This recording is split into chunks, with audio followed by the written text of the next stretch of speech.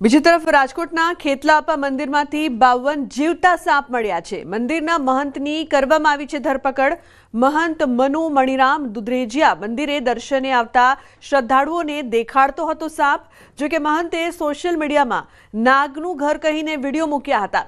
100 થી વધુ સાપો આ મંદિરમાં રાખવામાં આવ્યા હતા, જ્યારે મહંત નાગદેવતાનું મંદિર કહીને પ્રચાર કરતો હતો।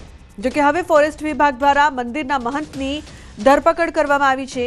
રાજકોટના ગ્રીનલેન્ડ ચોકડી વિસ્તારમાં આ મંદિર આવેલું હતું, તો સોશિયલ મીડિયા પર સાપના વિડીયો મૂક્યા હતા અને સાથે જ મંદિરમાં 100 જેટલા સાપ પણ રાખવામાં આવ્યા હતા।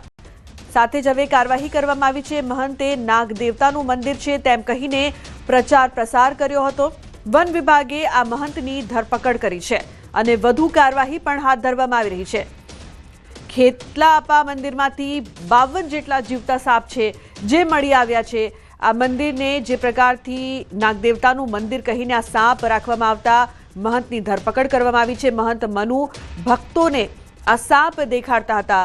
100 થી વધુ સાપ છે જે મંદિરમાં રાખવામાં આવ્યા હતા। નાગદેવતાનું મંદિર કરીને પ્રચાર કરતો હતો। વન વિભાગે વધુ કાર્યવાહી કરી છે। ખેતલાપા મંદિરમાં 52 જેટલા જીવતા સાપ મળી આવ્યા છે। આ એ જ વિડીયો છે જે સોશિયલ મીડિયા પર આ મહંત દ્વારા મૂકવામાં આવ્યો હતો। મંદિરના મહંતનો સાપ સાથેનો આ વિડીયો વાયરલ થયો હતો। મહંત મનુ મણિરામ ભક્તોને સાપ દેખાડતો હતો। તો સંવાદદાતા હાર્દિક લાઈવ જોડાય છે વધુ માહિતી આપવા માટે। હાર્દિક, આપ અત્યારે મંદિરમાં જ ઉપસ્થિત છો અને મંદિરમાં 100 થી વધુ સાપ રાખવામાં આવ્યા હતા, કાર્યવાહી થઈ છે, શું છે સમગ્ર મામલો અને શું કાર્યવાહી થઈ રહી છે? જી, રાજકોટમાં ગઈકાલે ફોરેસ્ટ વિભાગની ટીમ છે તે પહોંચી હતી અને આ ખેતલાપા મંદિર છે ત્યાં પહોંચી હતી। 100 જેટલા સાપ હતા અને જે છે લઈ ગયા છે। ખાસ કરીને આ મંદિર છે તે 40 વર્ષ જૂનું છે અને ત્યારે આજે ફોરેસ્ટ વિભાગની આ કામગીરીથી સ્થાનિક લોકોમાં પણ ક્યાંક રોષ છે।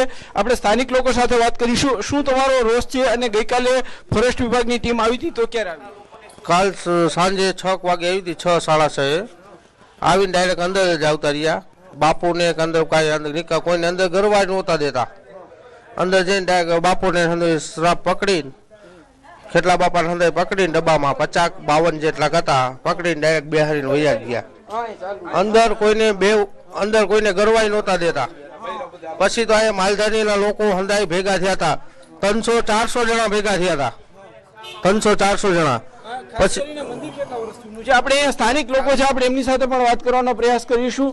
ભાઈ, શું કહેશો, અહીંયા મંદિર છે તે કેટલા વર્ષ જૂનું છે અને શું આખી પરિસ્થિતિ? આ મંદિર 40 વર્ષથી છે અને મનુ બાપુ દુધરેજિયા જે છે એને અહીંયા પર્સન આપણે દાદા થયા હતા એટલે અમે લતાવા સાહેબ એમ કીધું કે બાપુ અમે તમને જમીન આપી, પણ બાપુ કહે છે કે નહીં, દાદા પર્સન થયા હોય તો દાદાએ જ મંદિર મને ઓલું કરીને આપે। કોઈ પાસે ફાળો કે લતાવાળા કોઈ પાસે ફાળો ઉઘરાવીને આપણું એક હિન્દુ સમાજનું જીવતું જાગતું દેવ છે। આમાં કોઈને આપણને દાદાએ આજે 40 વર્ષમાંથી કોઈ દી એમ નથી કીધું કે આજે હું આને કહ્યું। એ પરિવાર સાથે રહે છે, નાના નાના એને બાળકો દીકરાના દીકરા છે એની સાથે રહે છે।